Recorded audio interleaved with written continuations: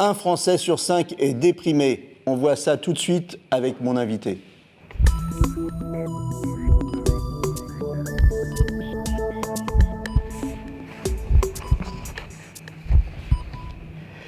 Alors, près de 20% des Français entre 15 et 75 ans ont vécu ou vivront une dépression au cours de leur vie. Professeur Antoine Pellissolo, vous êtes psychiatre, vous êtes professeur des universités, praticien hospitalier à l'hôpital de Créteil, vous êtes chef du service psychiatrie sectorisé. Vous prenez plus particulièrement en charge ce qu'on appelle les TOC, les troubles obsessionnels compulsifs, et les troubles anxieux sévères. Vous êtes auteur du livre Votre meilleur psy. Vous êtes votre meilleur psy. Allez mieux sans divan ni médicaments. Et puis vous êtes aussi auteur de cet ouvrage Dépression, s'enfermer ou s'en sortir. Vous, ça va? Une question. Tout va bien, merci. Ça va bien, hein? Tout va bien. Bon, le tableau clinique de la dépression, qu'est-ce que c'est?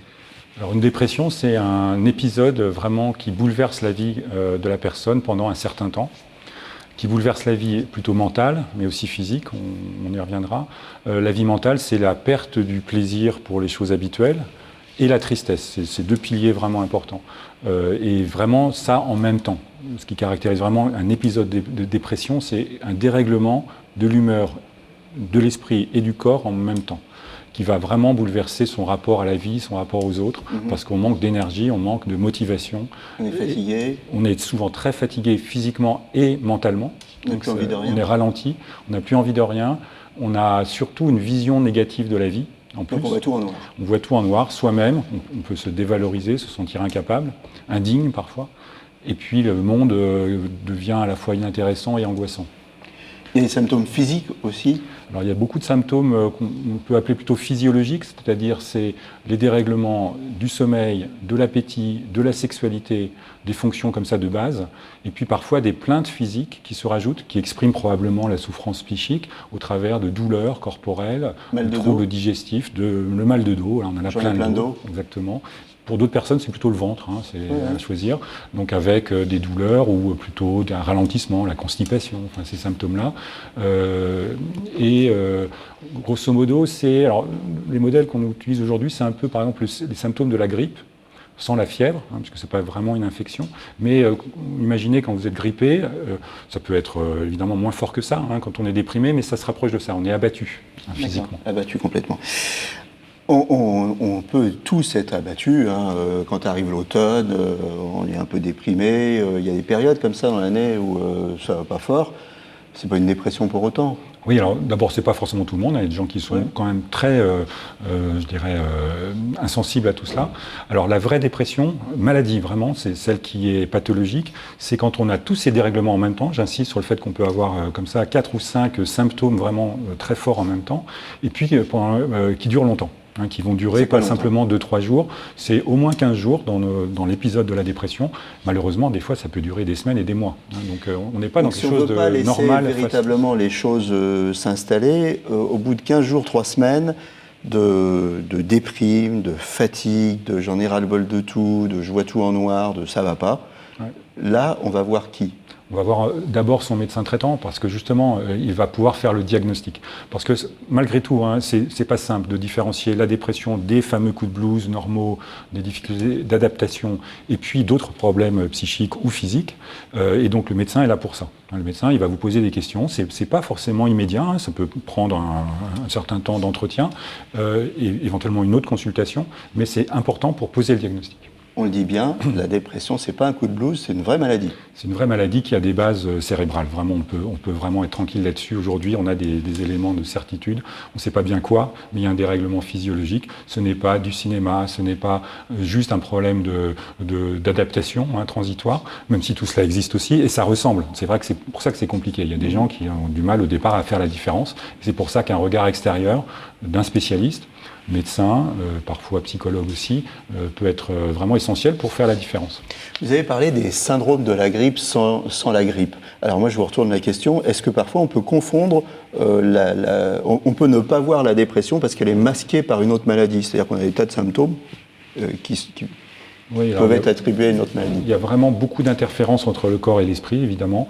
Il y a des maladies physiques qui s'accompagnent de dépression, qui masquent la dépression, effectivement. Il y a des symptômes physiques de la dépression qui sont vraiment au premier plan. Il y a des personnes qui vont consulter leur médecin parce qu'elles sont convaincues d'avoir un problème digestif, un problème de dos uniquement, ou d'un problème cérébral parce que c'est les maux de tête beaucoup.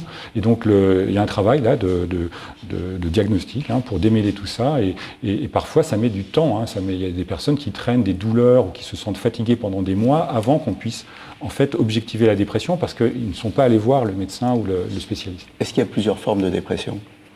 Il y a sûrement plusieurs formes de dépression et plusieurs mécanismes de dépression. Je ne vais pas rentrer dans le détail parce que nous-mêmes, on n'est pas encore très au clair sur ces différentes causes possibles. Il y en a sûrement plusieurs. Par contre, il y a des symptômes différents. Et c'est pour ça qu'aussi c'est difficile parce que les manifestations peuvent être variées d'une personne à l'autre. Quand je vous dis le tableau total, bon, qui est extrême quand on a tous les symptômes, mais certaines personnes n'ont que seulement une partie vont exprimer leur dépression par la fatigue, d'autres par l'esprit. Des dépressions chroniques. On a fait une dépression, puis ça va mieux, et puis on en refait une, et puis on oui, s'en c'est sort même jamais. le plus souvent, malheureusement. Un épisode dépressif reste rarement, en tout cas, isolé toute la vie. Parfois, il n'y en a qu'un seul, mais souvent ça se répète. Et parfois, donc, certaines personnes ont une maladie dépressive, c'est-à-dire une maladie qui se répète. Alors, chronique, ça peut être le cas quand ça dure longtemps, chaque épisode. En général, une dépression, ça dure 6 mois, parfois plus, mais c'est en moyenne 6 mois. Donc, il faut la raccourcir par les traitements. Mais pour certaines personnes, ça va être plusieurs années. Ça, c'est plus rare. Le burn-out, c'est une forme de dépression où le burn-out peut nous mener à la dépression? Alors c'est une dépression, moi je dirais partielle, parce que c'est uniquement dans le champ professionnel, c'est une difficulté à s'adapter à certaines contraintes professionnelles, dans lesquelles on a des signes qui ressemblent à la dépression, mais qui sont vraiment liés au contexte du travail. Et quand on sort du travail, en général, on se sent mieux. Donc ce n'est pas l'ensemble de la dépression. Par contre, un burn-out qui dure et qui s'intensifie, assez souvent, plus d'une fois sur deux, va conduire à des épisodes dépressifs là caractérisés. La dépression, ça peut mener aussi à d'autres choses. Ça peut mener à l'alcoolisme, à la dépendance aux médicaments, à la drogue. C'est une suite logique, c'est tout le temps. Alors ça peut être effectivement des complications de la dépression quand on souffre. Et la dépression, c'est avant tout une douleur morale.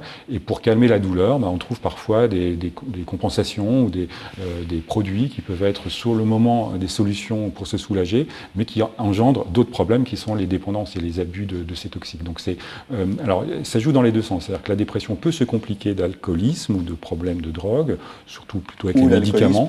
Et à l'inverse, effectivement, il y a beaucoup de symptômes liés à l'alcool qui sont des symptômes dépressifs. Donc, il faut étudier les choses sous les deux angles. Ça peut mener au suicide, la dépression ? Malheureusement, oui, la dépression, on peut dire que c'est une maladie grave par ce biais-là aussi. C'est une maladie grave à cause du retentissement dans la vie, notamment professionnelle et familiale, mais aussi parce qu'il y a un risque de suicide. Alors, heureusement, je crois que 70% des gens qui se suicident étaient déprimés. Voilà, tout à fait. On le retrouve après coup, ça ne veut pas dire que malheureusement. parce qu'on est déprimé, on va se suicider, mais enfin, c'est quand même un chiffre. Bien sûr, il y a 10 000 suicides par an, donc on peut dire qu'au moins la moitié sont liés à la dépression, et puis à d'autres facteurs. Ça peut être vraiment une façon d'arrêter de souffrir. Le fait de vouloir mourir, c'est j'en peux plus, c'est trop douloureux, ou en plus, j'ai une vision catastrophique de la vie et je préfère que ça s'arrête. Les origines de la dépression, qu'est-ce que c'est? C'est héréditaire? Alors, les origines, comme pour la plupart des troubles psychiques aujourd'hui, on considère que c'est à la fois une constitution effectivement probablement fragilisante, avec des facteurs sûrement génétiques mal encore précisés, un terrain particulier, et puis aussi l'accumulation des facteurs de stress dans la vie, des épreuves de la vie, la construction de la personnalité qui est fragile. Donc c'est un ensemble de causes et sûrement un ensemble de facteurs sur lesquels on peut agir. C'est ça l'intérêt. Il y a des facteurs un peu biologiques, on agit dessus avec des médicaments, et des facteurs plutôt psychologiques, on agit avec... Est-ce qu'il y a des facteurs déclencheurs, un traumatisme, un choc, dans les causes qu'on retrouve, il y a effectivement souvent des facteurs déclenchants, en tout cas au début. C'est-à-dire que la première dépression, elle survient souvent après un événement, un choc, une perte d'emploi, une difficulté personnelle, relationnelle. Et puis, donc ça expliquerait comme ça la dépression. Mais on se rend compte qu'au fur et à mesure que la dépression se répète, il y a de moins en moins de facteurs déclenchants. Donc c'est là qu'on voit que certaines personnes ont une vulnérabilité, peuvent faire des dépressions aussi sans raison. Il y a des périodes où on est plus fragile, le départ des enfants de la maison, la retraite, des choses comme ça, des événements marquants. marquant dans la vie? Alors la dépression, ça peut arriver à tous les âges, déjà. Okay. Souvent, ça commence tôt dans la vie, mais effectivement, à des périodes clés, alors qui sont des périodes biologiques aussi, par exemple le postpartum, comme on dit, une femme qui accouche a un risque plus élevé de dépression après l'accouchement, à la ménopause également, et puis effectivement les événements de la vie, les séparations, les prises d'autonomie des uns et des autres, tout ça se conjugue dans un faisceau de facteurs qui vont conduire à la dépression. On arrive bientôt à la fin de l'émission. Je voudrais vraiment qu'on parle des moyens d'en sortir de la dépression. C'est important. Comment heureusement, la dépression, c'est une maladie qui se soigne, donc il faut vraiment tout faire pour se soigner. Avoir un diagnostic avec un spécialiste, et ensuite il y a 2 outils vraiment essentiels, les médicaments antidépresseurs, qui sont vraiment des médicaments aujourd'hui qu'on maîtrise bien. Le Prozac, il y en a 2 ou 3 maintenant qui sont très utilisés, puis d'autres aussi. On les maîtrise bien, on sait qu'ils ne sont pas dangereux, ils ne rendent pas dépendants. On connaît leurs effets secondaires, il y en a, et on essaye de les maîtriser. On n'a pas envie de les prendre souvent parce qu'on se dit finalement la dépression c'est un aveu de faiblesse. Je ne suis pas faible, je n'ai pas besoin de médicaments, je m'en sors tout seul. C'est une bonne attitude ou c'est une ça erreur c'est possible si on n'est pas trop déprimé. Parce qu'effectivement on peut s'en sortir tout seul, avec une aide psychologique souvent, mais quand on est vraiment abattu, quand on n'a plus de motivation, là il faut être aidé avec une béquille. C'est vrai que c'est comme une béquille, ça va être pendant un temps, et ce n'est pas baisser les bras, au contraire, c'est se prendre en charge en prenant un traitement, effectivement. Voilà. Et on se casse la jambe, on va mettre, ça viendra à l'idée de personne de dire non, moi je veux pas de plâtre. Là c'est pareil, il faut. Et après on réapprend à marcher Bien sûr. Quand on a eu la béquille, et on réapprend à vivre avec une psychothérapie qui est souvent utile à faire, souvent dans un deuxième temps, parce que quand on est au fond du trou, on n'arrive pas à y voir clair.